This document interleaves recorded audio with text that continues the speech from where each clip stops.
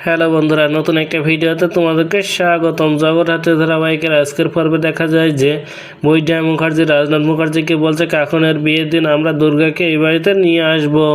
বৈদ্যনাথ মুখার্জির মুখে এমন কথা শুনে কিছুটা চিন্তায় পড়ে যায় রাজনাথ মুখার্জি। ওদিকে দুর্গা রাজনাথ মুখার্জির কাছে ফোন করে বলে, তুই আর কৌশিকী সেদিন আমাকে না বাঁচালে আজ আমি আর বেঁচে থাকতাম না। তারপর দুর্গা তাকে এও বলে, তুই আমার মা ও বাবাকে আমার কাছ থেকে এতদিন আলাদা করে রেখেছিস।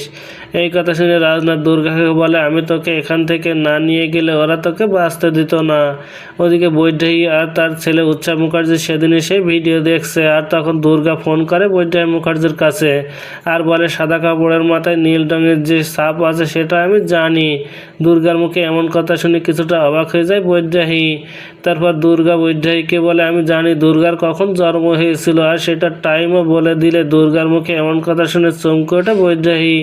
আর বৈদেহী দুর্গাকে বলে সে এসব কথা কিভাবে জানলো, কিন্তু দুর্গা বৈদেহীকে কিছুই বলে না।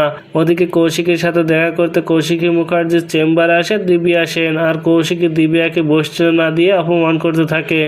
আর তখন দিব্যা কৌশিকীকে বলে, তুমি একটা মেয়েকে তোমার নিজের মতো করে পরিচালনা করছো, আমরা সেটা জানি। আর এদের সব কথা লুকিয়ে শুনতে থাকে উৎসব। তো বন্ধুরা, কি ঘটতে চলেছে গল্পে এবার জানতে হলে আমাদের সাথেই থাকুন। ধন্যবাদ।